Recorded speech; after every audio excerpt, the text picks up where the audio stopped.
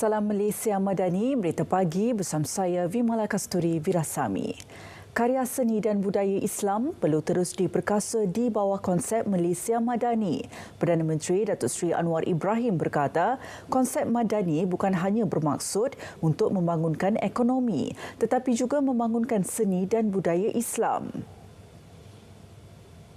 Jadi sementara kerajaan menggalakkan pemakaian batik, kita seru supaya industri batik memberi juga perhatian kepada menghasilkan motif yang juga menggambarkan tradisi dan budaya dan seni kita sendiri, Melayu, Islam dan yang asli. Jadi barulah nampak ada keindahan dari segi mutu seni.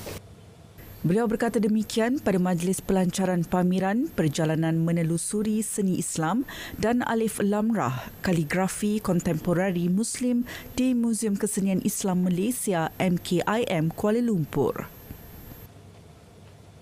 Kementerian Pendidikan memandang serius kemerosotan prestasi pelajar Malaysia dalam program pendidikan pelajar antarabangsa PISA 2022 baru-baru ini.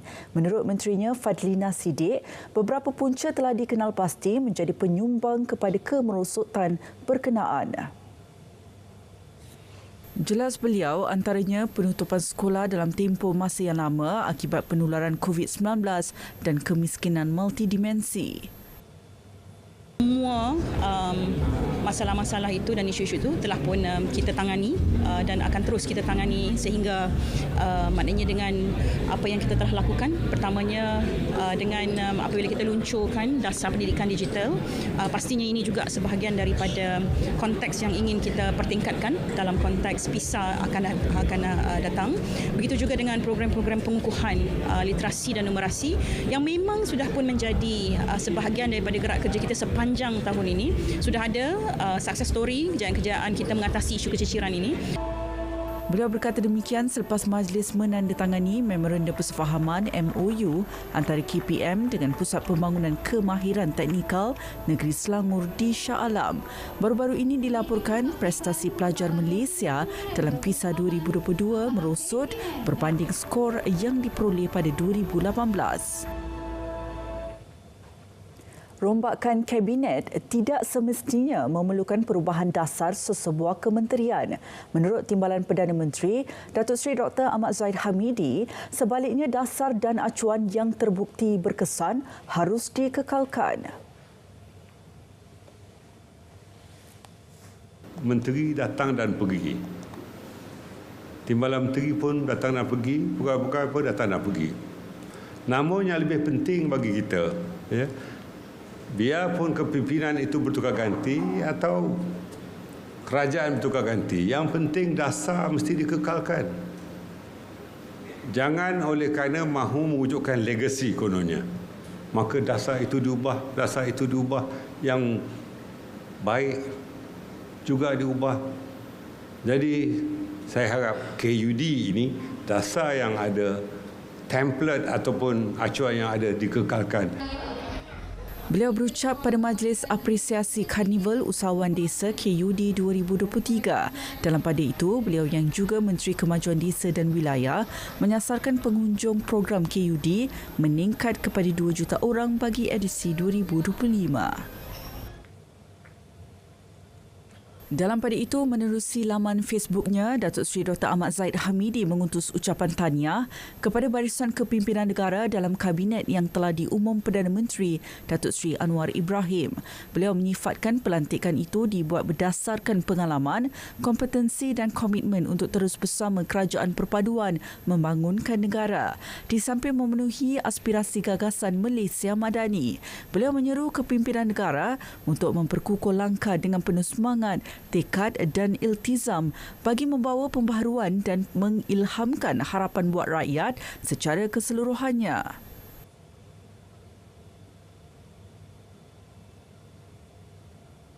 Pengasingan tugas Kementerian Komunikasi dan Kementerian Digital membantu memperkasa penyampaian maklumat berkaitan pelaksanaan dasar dan inisiatif kerajaan selain terus memacu pertumbuhan ekonomi digital negara. Menterinya Fahmi Fadil berkata fokus itu akan lebih menjurus selepas beberapa agensi akan dikembalikan di bawah kementerian berkenaan. Untuk komunikasi, saya percaya fokus kami adalah lebih khusus untuk memastikan maklumat dasar pencapaian dan isu-isu semasa itu sampai kepada rakyat, ya, dapat ataupun penyelesaian kerajaan itu dapat sampai kepada rakyat. Jadi ini akan menjadi fokus, tapi saya perlu sedikit masa untuk faham dan diberi sedikit taklimat. Mungkin ada agensi-agensi yang akan dimasukkan ataupun dikembalikan.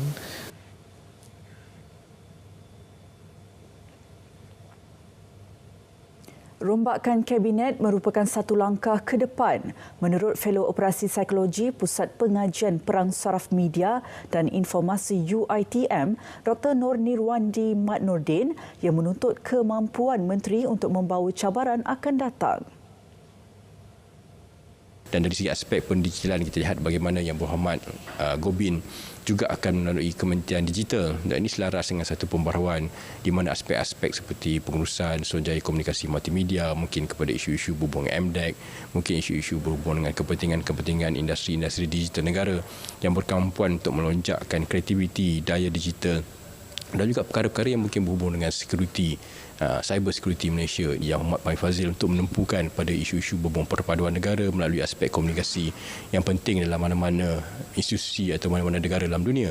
Dan perkara-perkara seperti ini saya lihat perlu dilihat oleh positif oleh masyarakat. Namun masyarakat sudah tentu ingin mengukur kejayaan dan pencapaian pada 2024, dan kita berharap menteri-menteri dan timbalan menteri yang dilantik kekal sedia ada, dan keseluruhannya jemaah menteri Malaysia yang kini berjumlah lebih kurang 60 orang dapat mengekalkan prestasi dan membawa negara ke prestasi yang lebih baik di masa depan.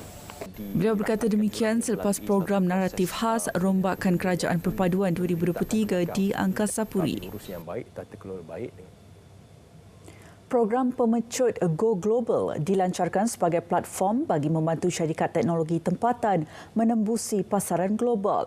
Menteri Komunikasi Fahmi Fadil berkata ia satu kerjasama bersama Perbadanan Ekonomi Digital Malaysia MDEC bagi mewujudkan peluang bagi syarikat tempatan mengembangkan perniagaan mereka. It is always good to see private-led initiatives like this complement government efforts to raise awareness and engage stakeholders on cloud technology in Malaysia. Beliau berkata demikian dalam ucapan Majlis Huawei Cloud Malaysia Partner Connection 2023. Teks ucapan beliau dibacakan oleh Setiausaha Bahagian Infrastruktur dan Aplikasi KKD Nazrul Marzuki. Jelasnya ia bertepatan hasrat Malaysia menjadi sebuah negara digital sepenuhnya menjelang 2030 seperti cita-cita yang digariskan dalam rangka kerja ekonomi madani. Tahun 2024 bakal menjadi tahun mencabar bagi negara pengeluar minyak sawit yang terjejas di bawah Peraturan Penebang Hutan Kesatuan Eropah EUDR. Setiausaha Agung Majlis Negara Pengeluar Minyak Sawit CPOPC, Dr. Rizal Effendi Lokman berkata, negara pengeluar minyak sawit perlu kekal tenang dan optimistik untuk pasaran tahun depan.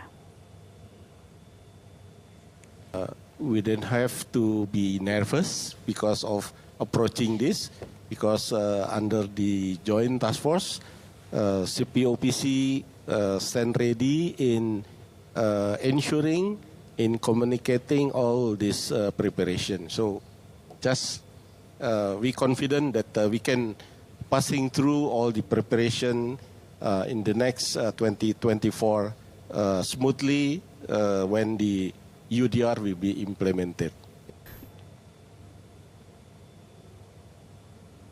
Ia mempunyai bulu-bulu halus dan bila matang berwarna oranye kemerahan. Ini dia tak cukup matang lagi. Buah strawberry guava ni boleh dimakan secara segar ataupun tidak? Kalau boleh petik macam ni, makan terus. Boleh ke? Biji buah melinjau. Biji berwarna hitam yang dah cukup masak ranum. Fungsi kita gentil ni adalah untuk melembutkan kulit dan juga isinya. Membuatkan rasanya lebih manis.